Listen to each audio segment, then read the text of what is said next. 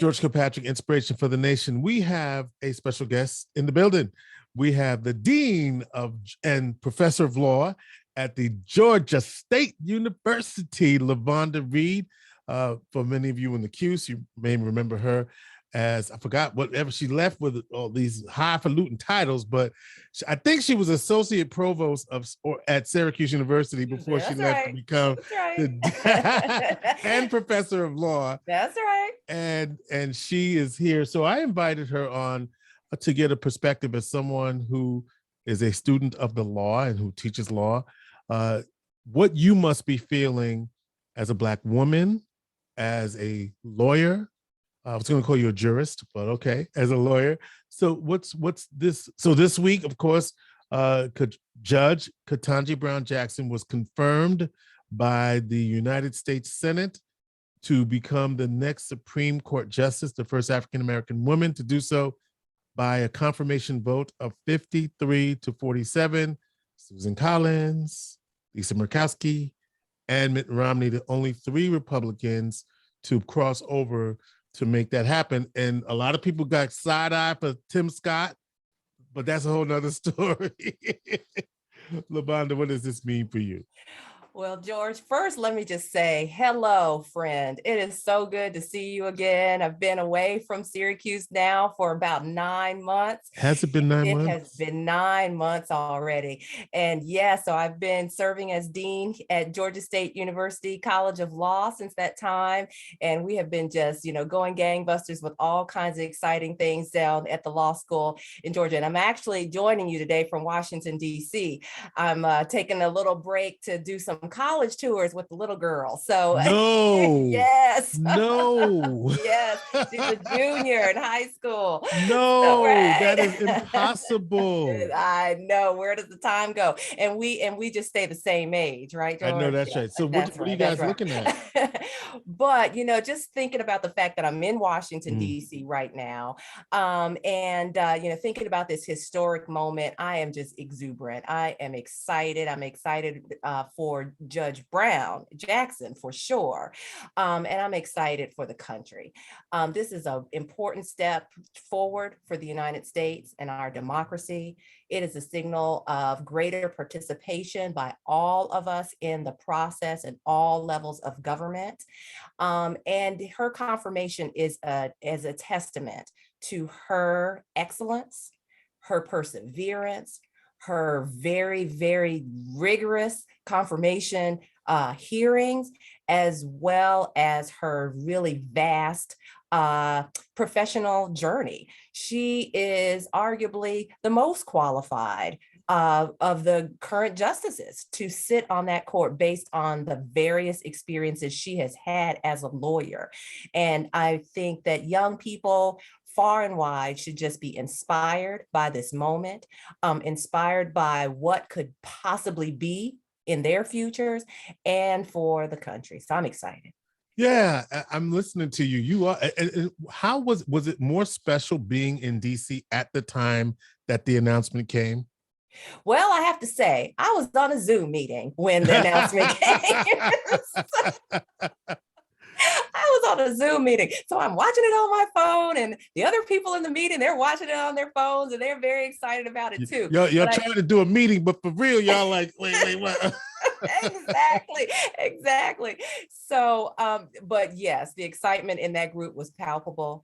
I think that people were, I wouldn't say overcome by emotion, but I think just very, very emotionally touched by that. I was I was in a group of a meeting with a group of other Black women, other Black deans, and they were just, moved by this experience. And, we all sat back and watched that confirmation hearing, and we saw how she was treated by some members of the Senate, and we could all see ourselves in her shoes, and we could all see ourselves in her. She is the best of all of us.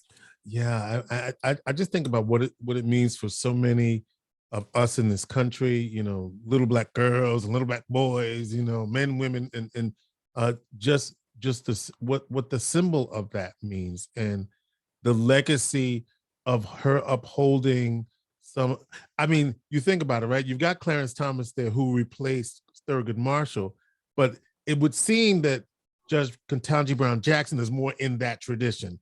Now it remains to be seen how she's going to see herself in that light. But obviously Stephen Breyer, she clerked for him. And so what do you, from what you've seen, what do you think her judicial legacy is likely to be based on what you have seen? Sure. So we know a lot about Judge Jackson based on what we saw at the confirmation hearing. I mean, she is measured. She is thoughtful. She is just brilliant, a brilliant legal mind. She has quick recall of the more than 500 cases that she had decided. She's measured. And so I think we can anticipate that we will have a justice that we can rely on to take into account all of the precedent that has come before the court, before her joining the court. I think we can also rely on the fact that she understands the law. She's a good communicator of the law, and that she will be a justice for all of the people. Yeah, and I expected. I was thinking about your background as obviously a professor of law, and you also have interest in communications law. So I was thinking about that as well, about how she came across, how the GOP came across, how the Democrats came across, and in support of her. And I'm also thinking about Cory Booker and his speech. What did that do for you? Right. I mean, Cory Booker's testimony and involvement in the hearings was a testament. It was a love letter to Black women, quite frankly. I mean, he brought Judge Jackson to tears. It was as if he said everything that Black women had been thinking about our journey in America, how far we have come, the hurdles that we have cleared, the people upon whose shoulders we stand, the ancestors who are the wind beneath our wings, if you will, and the wind at our backs, pushing us on, propelling us on to go, go, go. Don't be deterred, persevere. She used the word perseverance in her testimony.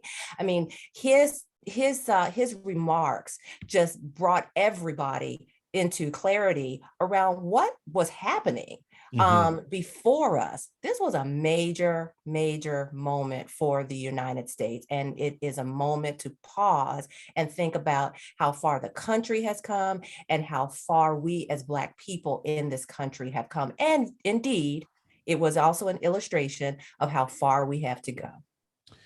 Well, LaVonda Reed, Dean of the Georgia State University College of Law, and of course also professor of law. And in this moment, I'm just thinking about what future generations will think. Because right, you have on the Supreme Court now, you have obviously the first Latina, Justice Sotomayor, you've got the first African-American woman, you have several women, you have several women on the court now. From that perspective, do you think that means something? That's right. It has been proven that diverse groups make better decisions. It also is we have some greater assurance that we now have a court that is representative of a larger swath of American society. And we also have on the court now, well, when she's appointed, she has not been sworn in yet. So that won't come until later this year. But she's been confirmed. She's been confirmed. So when she assumes the court, we will have a court that is more representative of American society. And so, you know, I think that's just something in and of itself to be applauded, right? And like I was saying, her career is much more diverse than is the careers of the currently sitting justices. She's bringing a different element to the court that was not there before. Like actual experience, some of well, actual experience, just experience as a public defender, seeing how the law is experienced from the other side of the courtroom, if you will. And she has served on all the levels of the federal bench, which is also important because she knows what it's like at the trial level. She has been an appellate court judge, and now she's going to the highest appellate court. So having those varied experiences is also going to bring to bear greater understanding, greater diversity of thought and perspective on the court. All right. LaVonda Reed, we thank you so much. Georgia State University Dean of the Law School. That's right. Georgia State University College of Law, located in the city of Atlanta. ATL. You ain't missing us. You I know you said you missed us, but you ain't, you in ATL. Come on now. I miss you guys. I have told everybody in Atlanta, I miss the people and the places that we went, but I most definitely do not miss the weather. Okay. So next winter, you guys are, the invitation is open for you to come down and visit. Listen, it's so funny because, when people come to town, we did not have a bad winter, quote unquote. I mean, we didn't have the below zero temperatures this year. And we really, I tell everybody, the funny thing is I bought snow plowing this year. I was hoping for snow because we didn't get. So you didn't get your money's worth out of the snowplow company. And, of course, I'll cancel next year, and it'll be nonstop. That's right. You don't want to pay per plow next year. No. So, well, a lot of times they don't let you do that. But anyway, much love to you and the family, and good luck with the college search. You want to give us a tease as to what schools? Oh, I got to keep that close to the vest. I see you. Yeah, so you did hear me say that before. I was just checking. Oh, all the best to all my family and friends in Syracuse, and to your family as well, George. In particular. All right. Please say hello to Mom as well. All right. I will. Okay. Take all care. Right, LaVonda, take care. LaVonda Reed. What's the name of the school again? We know it's Georgia State, but you had another name for it. Georgia State University College of Law. Oh, I thought you said something else. Like it had like another name. No, it doesn't. But we don't have. It's not a named school yet. But we're raising money, so who knows? As the dean of the College of Law at Georgia State University, we're open, right? We're open for the conversation. We're open to the conversation. Yes, exactly. Yes. All right. Thanks, George. It's Bridge for the Nation.